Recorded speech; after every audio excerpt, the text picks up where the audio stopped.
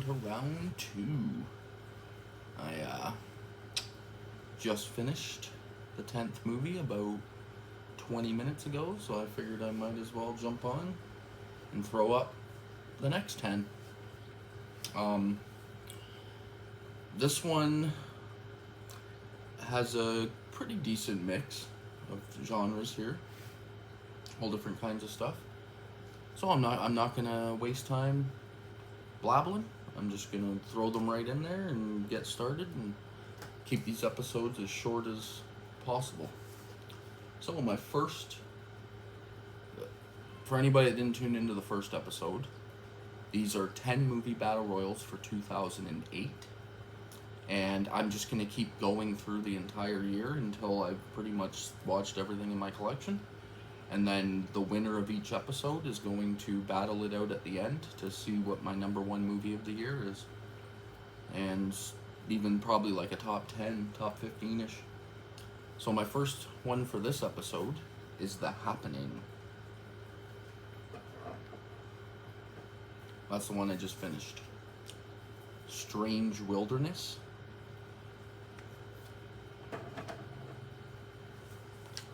We have Repo, the Genetic Opera.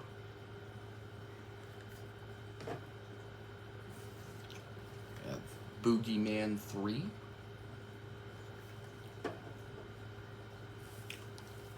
Mirrors.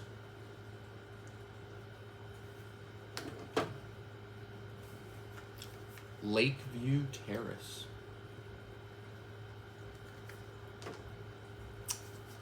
The Incredible Hulk. And from this Daniel Craig James Bond collection, we have the second one in his 5 movie, and that's Quantum of Solace.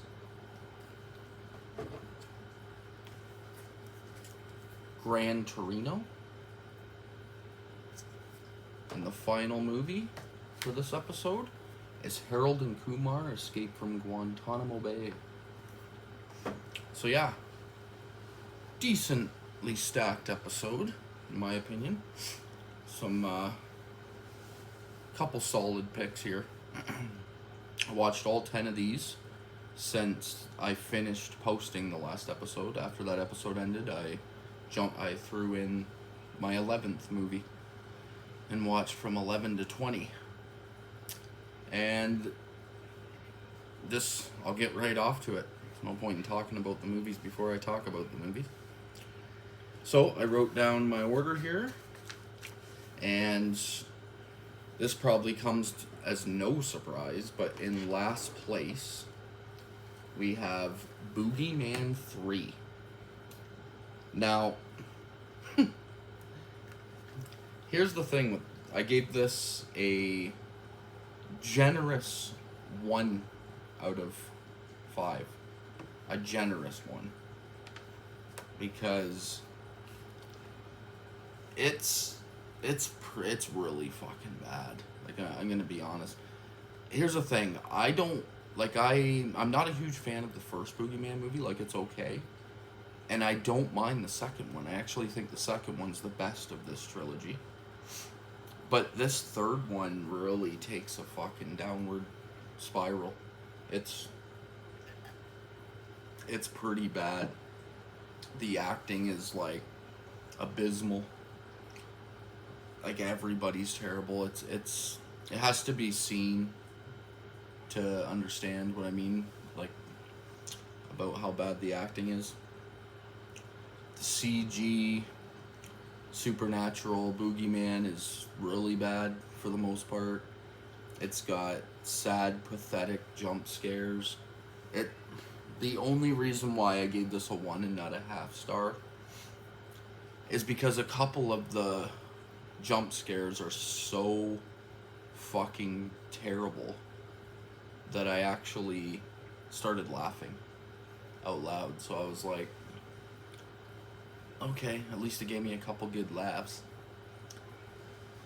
But yeah, this one doesn't really need to be in my collection, but it is. And hey, why not? I have the whole trilogy, so there's no point in getting rid of them. But man, It is. It is a mess. The only person that I recognize from the movie is this girl on the cover here. She is in an episode or two of Supernatural, the TV show.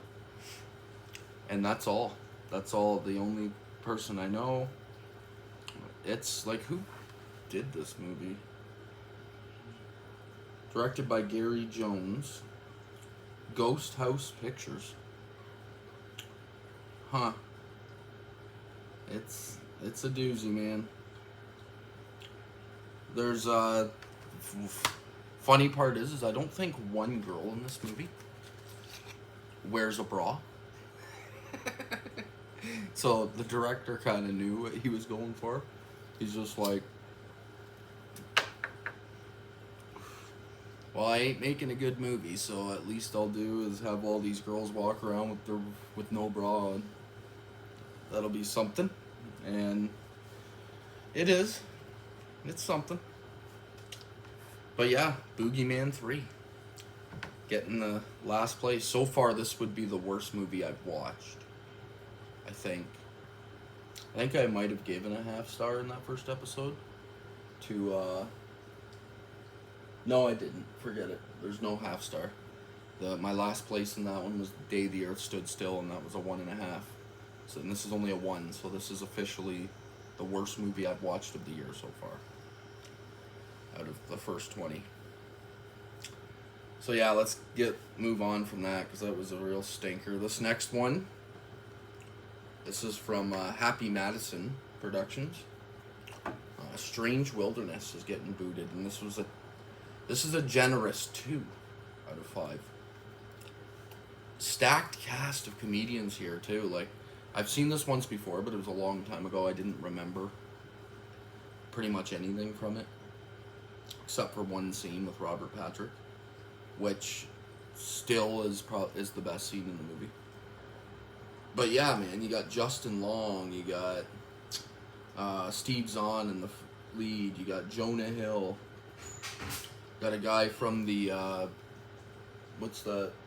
the Broken Lizard guys that do Super Troopers and a couple other things.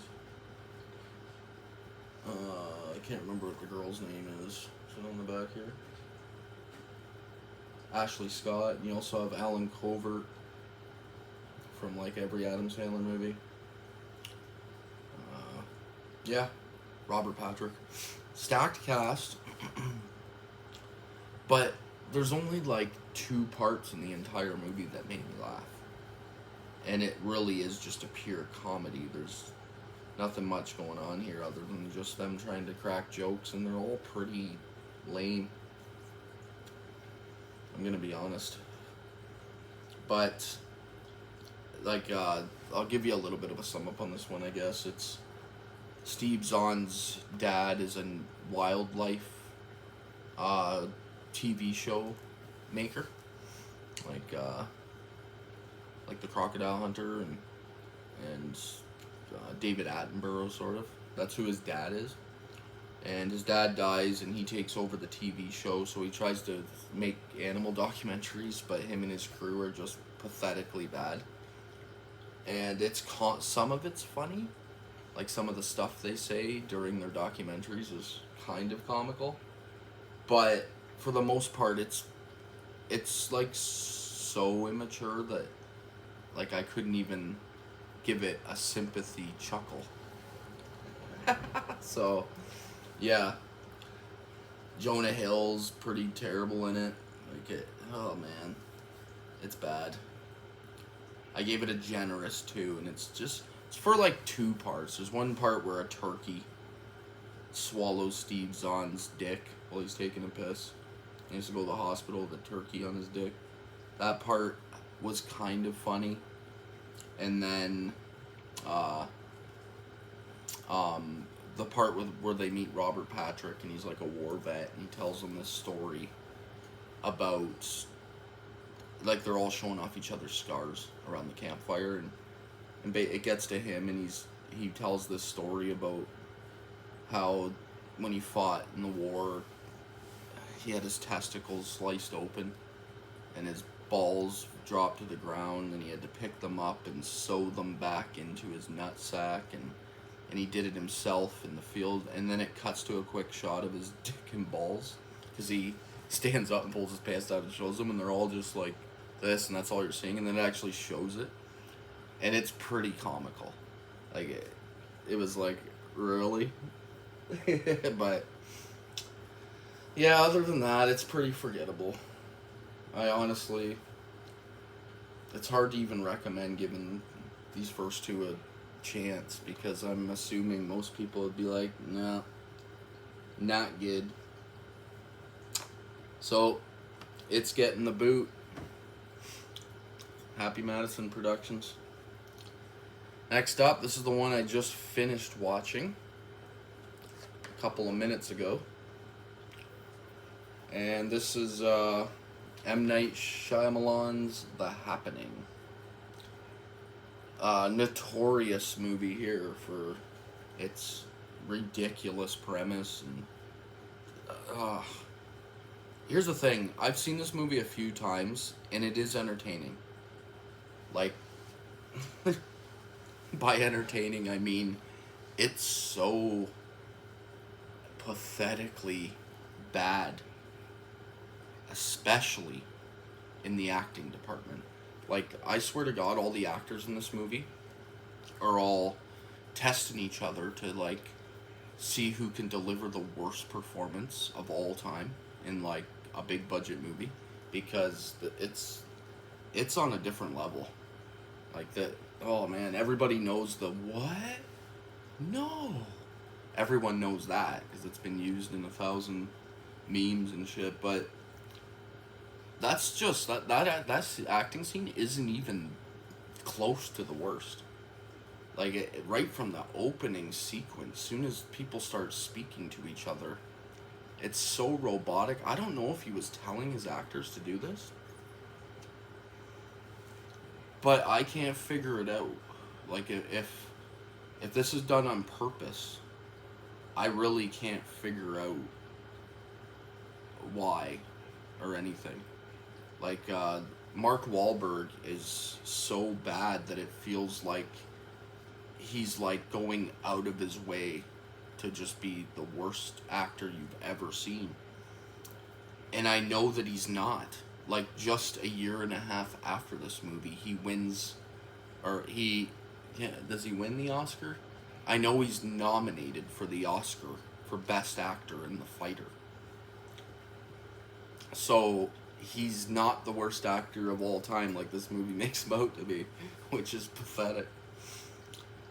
So, next up for this, like, I give this a 2 again, and it's just because I have enjoyment watching it, just to be like just sit there and just, like, stare at it in confusion as to how this is even being made. So I do get entertainment. It's good for a few laughs because it's so pathetic. But, oh man, you get to the premise next. It's literally like, for anybody that hasn't seen it or doesn't know anything about it, it's plants are killing people and causing, like, a world epidemic. Like, it's a end of the world movie. Let's say that. But it's just the plants are killing us. It's not like one of these global warming situations where we're destroying the earth, so the plants are going to kill us now. Last episode, it was the aliens for a day. This one, it's the plants are going to kill us.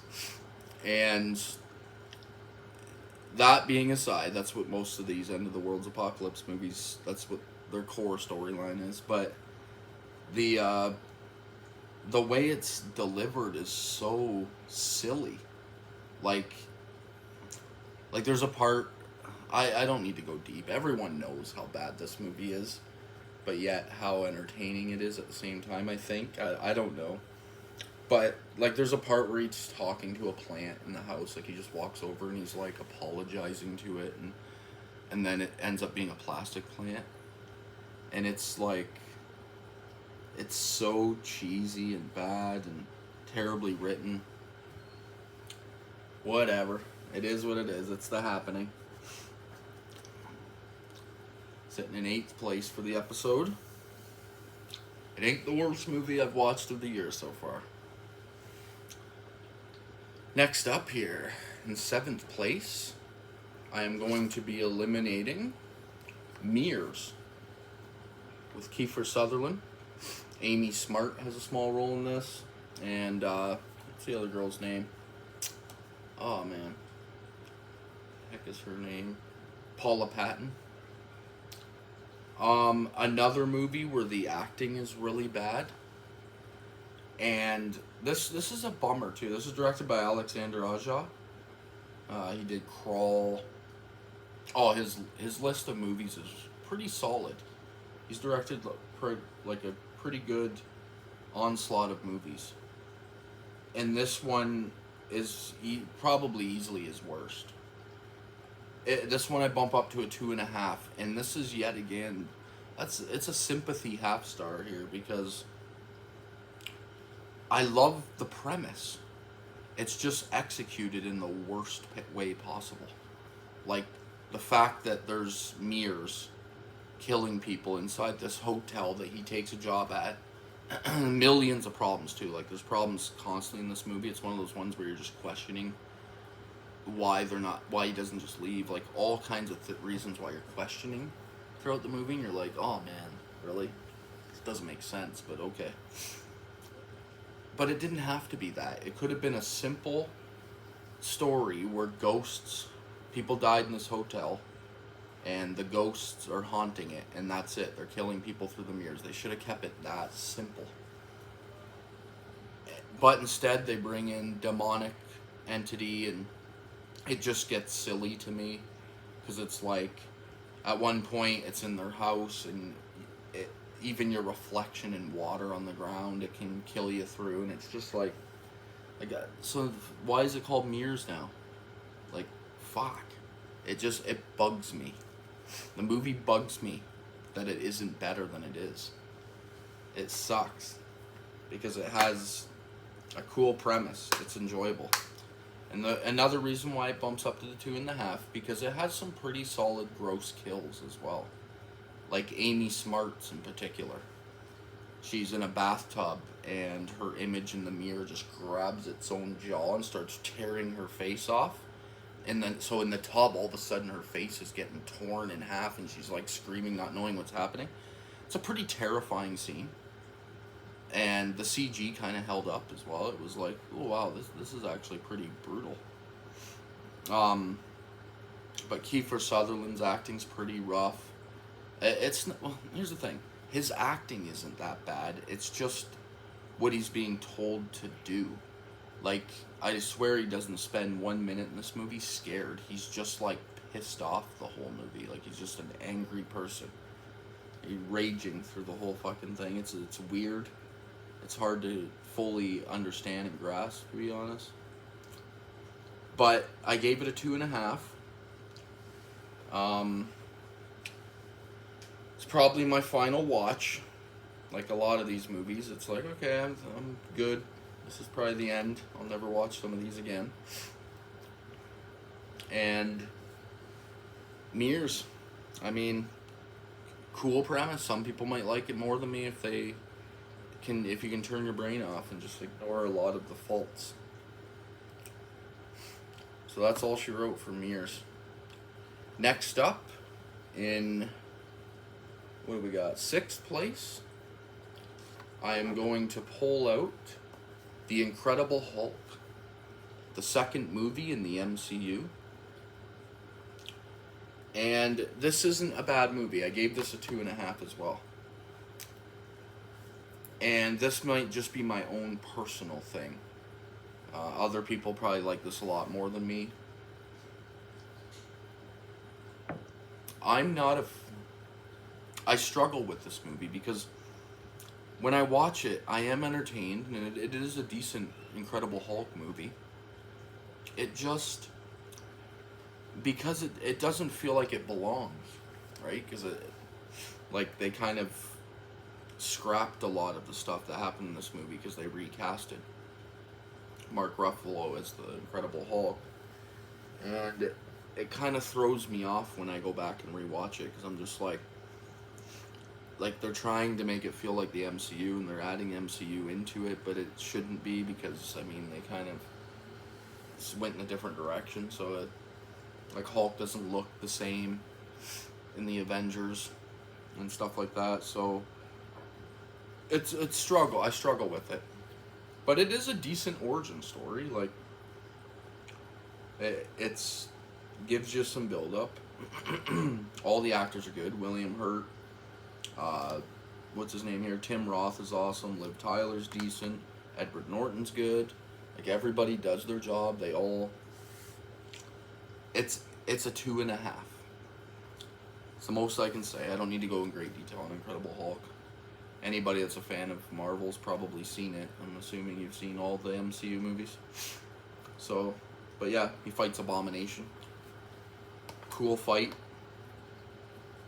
Could have been better, but cool fight. And then, next up in 5th place, we have the elimination of Harold and Kumar Escape from Guantanamo Bay. That's a long title. This would have been higher for me like 10 years ago, if you were to ask me. This ended up jumping up to a 3.5. And I think this would have been like 4.5 for me 10 years ago. Until this watch, because this time I didn't think it was as funny as I did. Like, I just have memories of this movie being really, really funny. And a lot of the jokes didn't really land for me. I don't know if it's my age or what, but I wasn't laughing like I remembered. Obviously, Neil Patrick Harris's scene is probably the best in the movie, like it is in all 3 of these, in my opinion. He just nails his tiny roles in them. This one especially. But basically, he sneaks marijuana on the airplane in a bong, and it's racism basically. They both get accused of being terrorists, and they're sent to Guantanamo. Some funny stuff there. And yeah, like I would have to go through all the jokes. Like cock meat sandwich is one of the highlights, I'm guessing, in prison. Everyone's heard the cock meat sandwich. So I was hoping this would land higher on this watch. I actually went into this episode thinking this would be like a top 3 of the episode. Because I tried to, like, I'm trying, when I pulled the 10 out that I'm watching for each episode, I'm trying to make it even. Because I don't want my final, like, 5 episodes to just be, like, all the worst movies of the year. So I'm trying to spread it out, and with genres as well. I'm trying to get a couple of this, a couple of that, just to make it interesting. And I honestly thought this would be a top 3, and it ended up in 5th place. So yeah, there's that. But if you haven't seen it, definitely give it a watch. Like, there is a lot of parts where I'm laughing, and it is pretty solid. It's a 3.5. 3.5 comedy is pretty damn good. And then in 4th place, we are pulling out some Bond here. This is the Daniel Craig collection. Show you what this looks like. It's just your typical thick plastic inside the cardboard. You have all your movies on separate Blu-rays, and then you have all your movies on separate 4Ks. So you get all the movies on both. But today we're oh, there we go. That's why I hate these stupid setups. All the discs, never want to stay inside these things. Today we're just dealing with Quantum of Solace, the second one in the Daniel Craig franchise. I gave this a 3.5 again. This was better than I remembered it being. Like, I remember going to the theater to see this and being pretty disappointed as the follow-up to Casino Royale. And I just remember it being kind of lackluster, and it is. But this time around, I don't know if I was in the mood for a Bond movie or something, but it kind of landed with me. I was like, this is actually pretty solid. I like the world building here. They're introducing Spectre, and I don't know. It just is solid. It opens with a pretty awesome car chase. Olga Kurylenko, the Bond girl in this, I think she does an excellent job. She has a decent backstory that leads to a pretty damn good ending. I like the villain here. He's like a freaking douchebag. The storyline's cool. There's lots of great action sequences. It's a Bond movie. You know what you're getting. But yeah, Quantum of Solace. The opening credit song's okay. It's done by the White Stripes. What else could I possibly say? It's Bond. It's about an organization, Spectre, that's got powerful people in all over the world, and they're basically a secret organization that's trying to take over the world, kind of like the WEF in our modern world. They just are they're buying up all the world's water supplies in the name of green energy and green planet. And they're just like slowly gaining a lot of power. And basically it's just a spy movie, and he's figuring it out and getting her done. I'll leave it at that. Don't really need to mess around. It's solid stuff. I'm a huge Bond fan. I've seen every James Bond movie. Lots of them multiple times. So we got our top 3 here. We have Gran Torino. We have Repo the Genetic Opera, which I've talked about plenty on the channel. Okay, these aren't going to stand. Okay. And I have Lakeview Terrace as my 3 finalists to see who goes up next beside The Dark Knight, which was the winner of my first episode.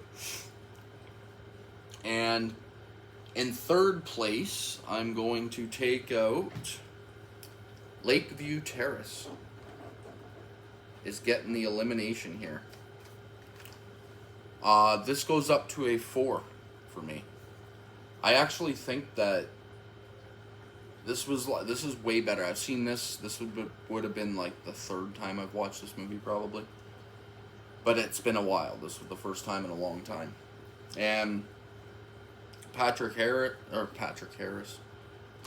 Wilson and Kerry Washington are a married couple. They moved to a new neighborhood in the suburbs, and their neighbor is Samuel L. Jackson, who's a veteran cop, police officer in like East LA, rough place, and they start experiencing his control freakness, and he just starts making their life a living hell, and it's part racism,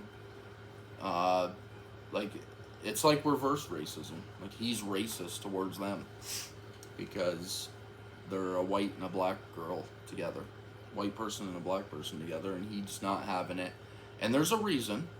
He had his wife cheating on him with a white guy before she died, and there is a backstory. So, like, as much it's such a hard movie because sometimes you feel for him a little bit, but then he's such a fucking asshole that you're just like, no, like, this guy's a piece of shit.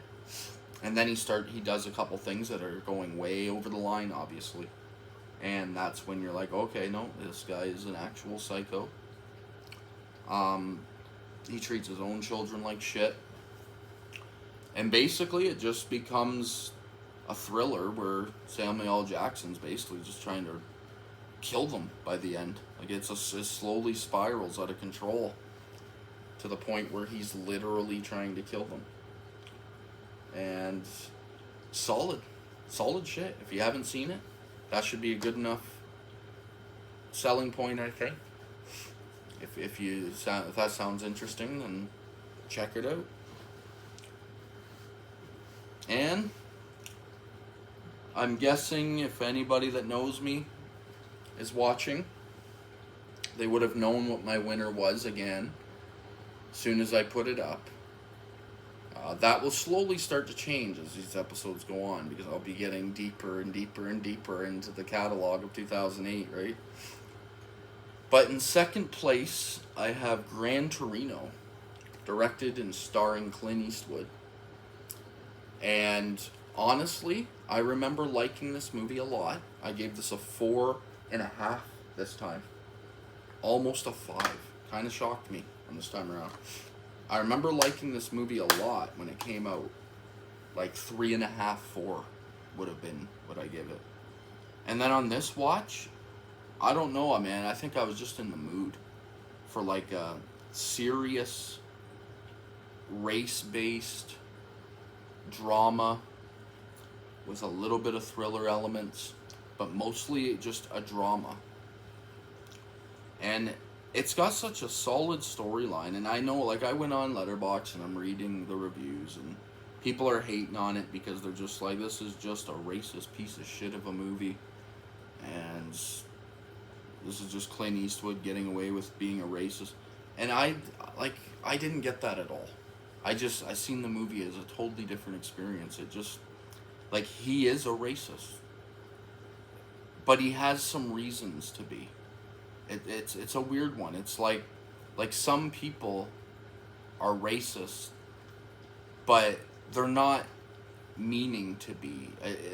I know that's controversial and sounds crazy, but like, I mean, he fought in the Korean War, so he has a little bit of a hatred towards Korean people because they literally fought on a battlefield killing each other, so you would too. And I'm guessing if you went and talked to those Koreans that he fought against, they would have a real hatred for people like him too.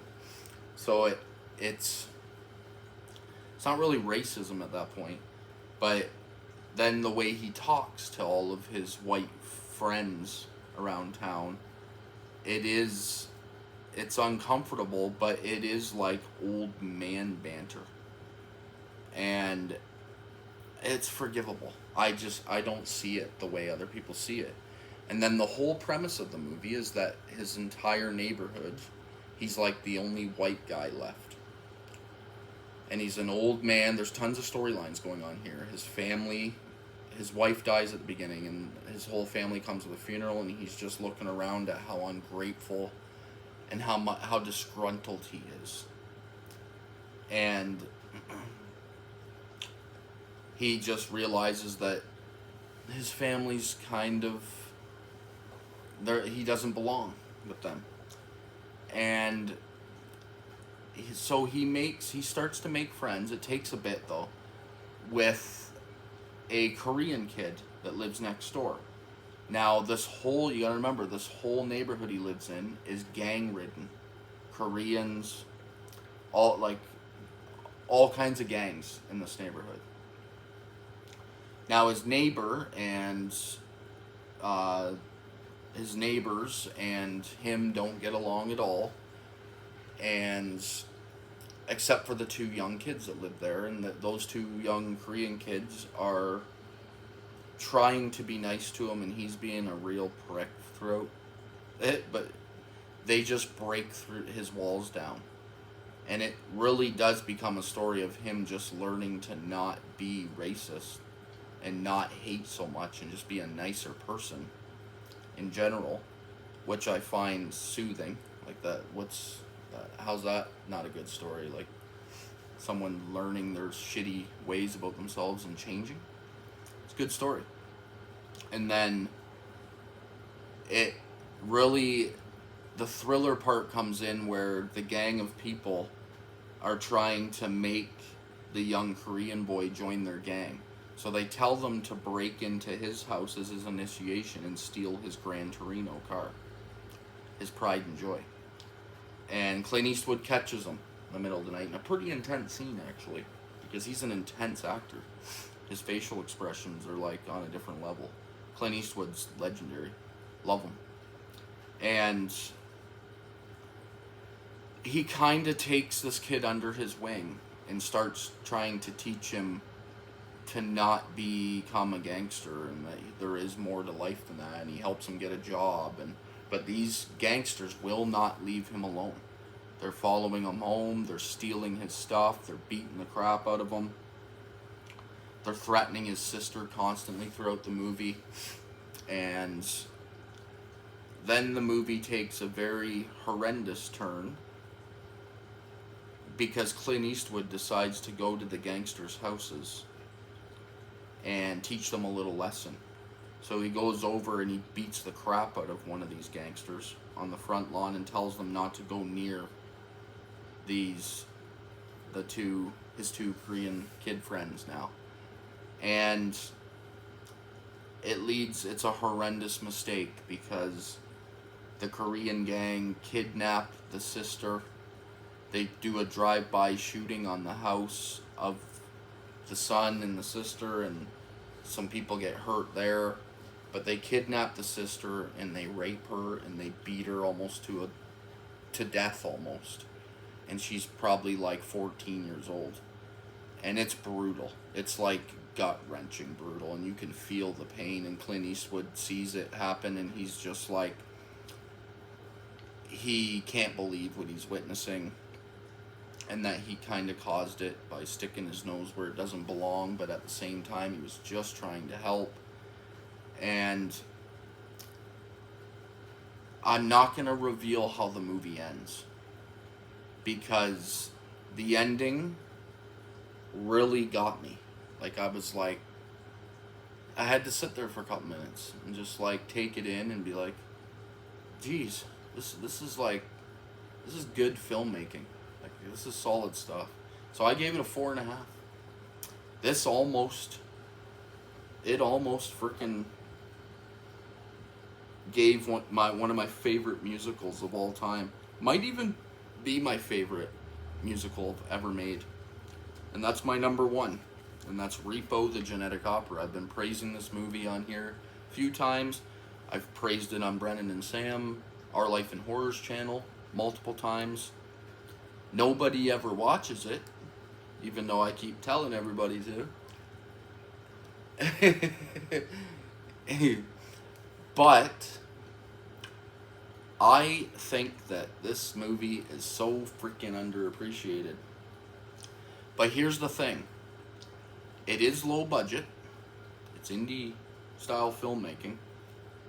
And it's very gothic metal type music.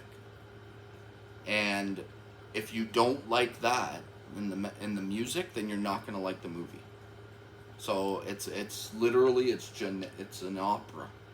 Some of the songs are done in opera style, and I just love it. I have watched this movie probably 25, 30 times since it came out in 2008, and I've gone to a stage play where a bunch of young actors were reenacting this entire movie on stage.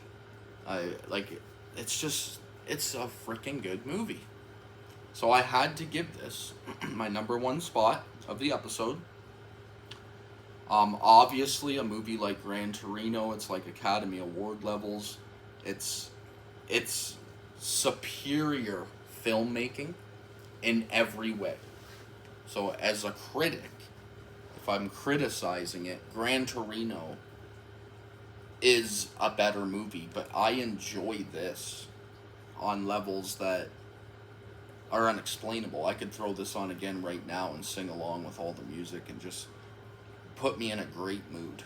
So Repo is taking my number 2 spot in the finals. It's up there now with Dark Knight. So Dark Knight and Repo, the Genetic Opera is my first 2 winners. making it to the finals, and to me, they're both 5 stars. They're 5 out of 5s. So we got 2 5 stars already for the year. And yeah, if you haven't seen any of these, check them out. You might like the ones that I buried in the bottom more than me. But honestly, I think this is a pretty solid episode. Like, quality for movies. Movie quality. There's my ranking. Bottom to top. Yeah. Solid stuff. Leave it at that. I'll go watch movie number 21. Start working towards my 21 to 30. And I've knocked off 20 movies from 2008 in the last 7 days. So I'm happy about that. I might be able to do this in a couple months. Get the whole year done. And it's a good stack. I do have a lot more than 100. But I'm just going to start at 100. If I make it to 100 movies watched and 10 episodes in, then I might throw in a couple bonus episodes just to watch some of the ones I have left over at the end to see if any of them deserve to be in the finals. But for now, I'm going to stick to the first 100 of the year that I think that I pulled out of my collection. So thank you for joining me, and I will bring you 21 to 30. Probably within 2 or 3 days. Every 2 or 3 days I'm trying to put one of these out, so I will go pick out the first one of the next episode and get her going. Thank you.